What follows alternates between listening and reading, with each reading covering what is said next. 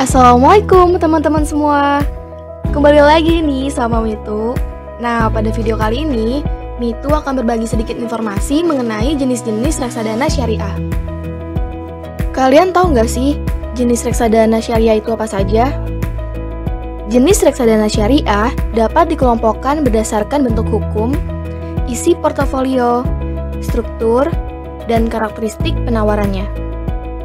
Berdasarkan bentuk hukum, reksadana syariah terdiri dari dua bentuk hukum. Yang pertama, reksadana syariah perseroan.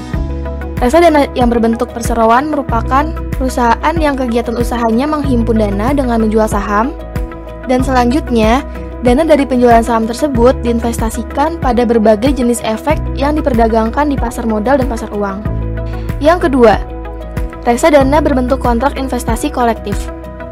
Pada reksadana yang berbentuk kontrak investasi kolektif, merupakan reksadana yang mengikat pemegang unit penyertaan atau investor, di mana manajer investasi diberi wewenang untuk mengelola portofolio investasi kolektif, dan bank kustodian diberikan wewenang untuk melaksanakan penitipan kolektif.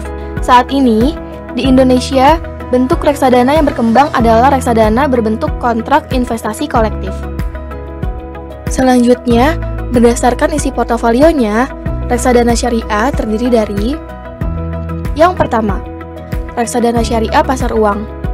Reksadana yang hanya melakukan investasi pada instrumen pasar uang syariah dalam negeri atau efek syariah berpendapatan tetap yang diterbitkan dengan jangka waktu tidak lebih dari 1 tahun. Yang kedua, reksadana syariah pendapatan tetap. Reksadana yang melakukan investasi paling sedikit 80% dari nilai aktiva bersih dalam bentuk efek syariah berpendapatan tetap. Contohnya seperti sukuk.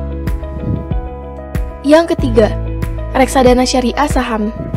Reksadana yang melakukan investasi paling sedikit 80% dari nilai aktiva bersih dalam bentuk efek syariah bersifat ekuitas atau saham syariah.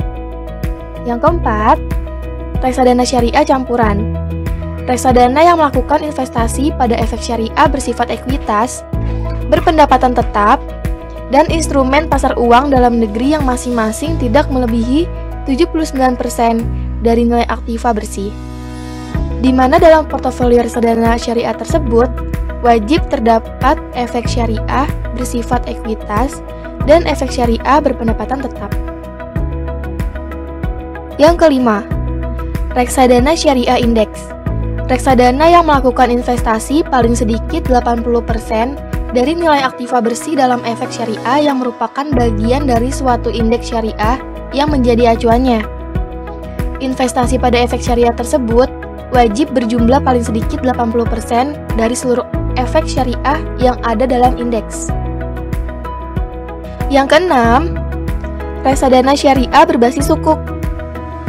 Reksadana yang melakukan investasi paling sedikit 85% dari nilai aktiva bersih dalam bentuk sukuk yang ditawarkan di Indonesia melalui penawaran umum, surat berharga syariah negara, dan sukuk yang ditawarkan tidak melalui penawaran umum.